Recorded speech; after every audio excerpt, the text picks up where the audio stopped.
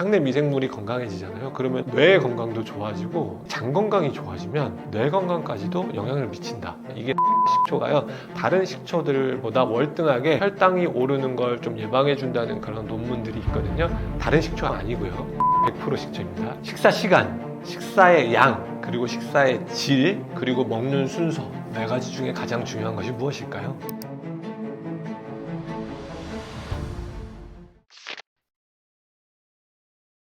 엄마가 좋냐 아빠가 좋냐 뭐 이런 질문 같은 거거든요. 제가 이제 우리 시청자분들한테 한번 퀴즈를 내보겠습니다. 식사 시간, 식사의 양, 그리고 식사의 질, 그리고 먹는 순서, 네 가지 중에 가장 중요한 것이 무엇일까요? 자, 3초, 2초, 1초. 정답은 모두 다입니다. 엄마가 더 좋고 아빠가 더 좋을 수 없는 것처럼 이 네 가지는 모두 중요한 것입니다. 그래서 모두 중요하다라고 말씀드릴 수 있는데, 일단은 먹는 시간이 그렇게 중요하냐고 물어보셨기 때문에 먹는 시간 정말 중요합니다. 자, 이렇게 생각하시면 됩니다. 식사를 하는데 밥을 먼저 떠먹어요. 밥을 막 먼저 먹으면서 그 다음에 이제 국이 식기를 기다렸다가 그 다음에 국을 먹습니다. 이런 식으로 하게 되면 탄수화물이 먼저 몸속으로 들어와요. 근데 심지어 흰 쌀밥이었어요. 그렇다면 흰 쌀밥은 당지수, 그러니까 당을 높이는 속도가 아주 빠르거든요. 그러면은 혈당 스파이크가 일어날 위험이 높습니다. 일단 거기까지 말씀드리고요. 반대로 식사가 있는데 여기 좀 나물이 있고 샐러드가 있고 고기 반찬이 있었어요. 근데 나물 이런 걸 먼저 드시고 그 다음에 밥을 조금씩 추가해서 드시다가 이제 본격적으로 밥을 식사를 하셨어요. 그러면 먼저 들어온 음식이 어떤 거예요? 섬유질, 단백질 이런 것들은 위장관에 들어오면서 탄수화물이 흡수되는 걸 좀 어느 정도 억제를 해주거든요. 천천히 흡수되게 만들어준다 이렇게 보시면 되는데, 그러면 혈당이 몸에서 빠르게 올라가는 것을 조금 천천히 완만하게 올라갈 수 있게 해줍니다. 근데 이 속도가 되게 중요하거든요. 빠르게 올라가면 건강하지 못해요. 빠르게 올라가는 사람들이 당뇨에 걸릴 확률이 매우 높습니다. 그렇기 때문에 이렇게 아까 밥이 나왔을 때 밥을 먼저 떠먹는 경우, 그리고 밥이 나왔을 때 이렇게 채소를 먼저 먹는 경우, 식사 순서의 변경으로 인해서 내가 조금 더 건강할 수 있냐, 건강하지 않을 수 있냐를 또 판가름 내기도 합니다. 일단 혈당이 급격하게 오르면요, 여러분들 다들 알고 계실 텐데 인슐린이라고 혈당을 낮춰주는 호르몬이죠. 혈당이 급격히 오르면 인슐린도 따라 오르게 됩니다. 인슐린이 많이 오르게 되면요, 지방을 많이 축적하는 몸으로 될 수 있는 위험이 있습니다. 그리고 혈당이 급격하게 올랐다가 급격하게 떨어지면 사람들이 권태, 피로감, 아니면은 혈당이 많이 떨어지지 않았음에도 불구하고 자꾸 뭔가를 먹고 싶어 하고, 아니면 예민해지고, 이런 성향을 보일 수 있습니다. 그렇기 때문에 나중에 가서 다음 식사 시간에 폭식을 하는 경향도 보일 수 있게 되죠. 그러니까 혈당 스파이크가 오게 되면 전체적으로 지방이 잘 쌓일 수도 있고 다음에 폭식을 유발할 수도 있고, 아니면 중간중간에 계속 간식을 먹게 만드는 습관을 만들 수도 있습니다. 그리고 장기적으로 가면 이런 상황들이 당뇨라든지 비만을 유발할 수가 있고요. 더 나아가서는 당이 계속 높게 되면 노화가 촉진되고, 그리고 피부가 거칠거칠해지는 그런 단점까지 유발할 수 있습니다.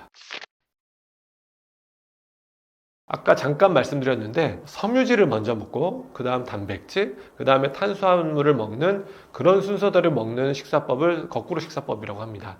흔히들 양식 코스 나오는 집에 가시게 되면 샐러드가 먼저 나오고 그 다음에 고기가 나오고 그 다음에 이제 조그만 빵이라든지 스파게티가 나오는 그런 형태를 볼 수 있는데, 그것이 거꾸로 식사법이라고 보시면 되겠습니다. 근데 이제 그거는 한식으로 적용하면 조금 어려운 부분이 있거든요. 왜 그러냐면 제육볶음을 먹는데 이거를 거꾸로 식사법으로 한다, 상당히 좀 어려울 때가 있거든요. 이게 이런 제육볶음 같은 걸 먹을 때는요, 제육볶음 고기를 쌈에 싸서 이제 많이 먹는 거예요. 쌈을 먼저 많이 먹고 제육볶음과 함께, 그러고 나서 밥을 조금 먹게 되면 그것이 거꾸로 식사법의 한 방법이라고 보실 수 있고요. 아니면 국밥이에요. 그 순댓국밥이라든지 샐러드나 쌈 자체도 없잖아요. 그럴 경우에는 건더기를 먼저 먹는 겁니다. 섬유질은 빠지지만 단백질을 먹어서 혈당 스파이크를 어느 정도 예방하고, 그러고 나서 국과 함께 밥을 적당량 드시면 그것이 하나의 건강한 거꾸로 식사법이 될 수 있습니다.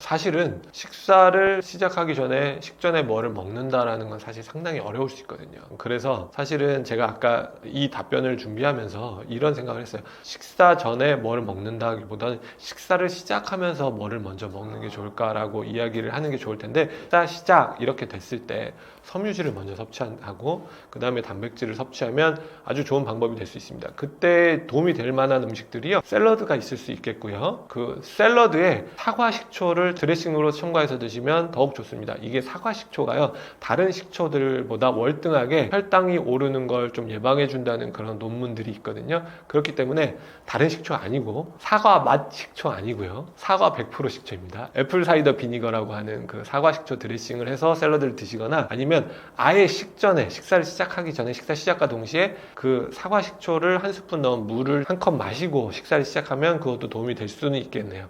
그리고 견과류라든지 그릭 요거트를 식전에 식사를 시작하면서 동시에 드시면 도움이 많이 될 수 있는데요. 이거를 한 가지로 통합해 버리면 샐러드를 먼저 드시면 되는데, 그 드레싱을 사과 식초를 넣고 그릭 요거트 좀 넣고 견과류 좀 솔솔 뿌려서 샐러드를 드시면 그게 거꾸로 식사에 아주 좋은 시작이 될 수 있겠습니다. 또 한 가지 말씀드리자면, 그 식초이기 때문에 그 빨이 부식될 수 있어요. 그래서 그냥 좋다고 그냥 애플 사이다 비니거 그거를 원액을 입에 넣고 양치를 안 하거나 헹구지 않으면 이빨이 부식될 수 있어요. 그걸 매일매일 드실 거기 때문에요. 그렇기 때문에 물에 희석해서 드시거나 아니면 샐러드에 드시거나, 그리고 드시고 나면 입안을 꼭 헹궈 주시는 것을 추천드립니다.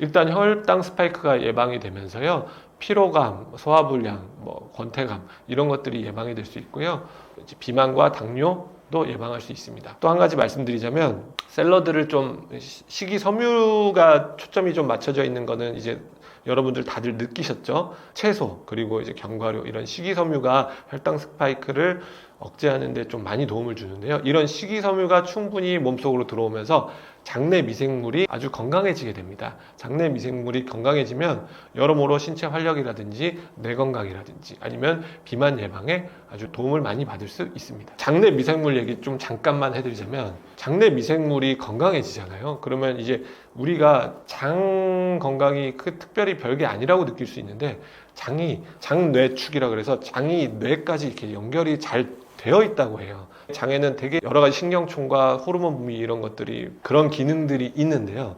장과 뇌의 축이라 그래서 서로 연결이 돼 있다고 하기 때문에 장내 미생물이 건강해지잖아요. 그러면 뇌의 건강도 좋아지고 나아가서는 이 심신이 안정이 된다는 거예요. 그래서 옛날 말에 건강한 몸에 건강한 정신이라고 하잖아요. 그게 어느 정도 맞는 부분이 있는 게, 이 장 건강이 좋아지면 뇌 건강까지도 영향을 미친다, 이렇게 이해하시면 좋겠습니다.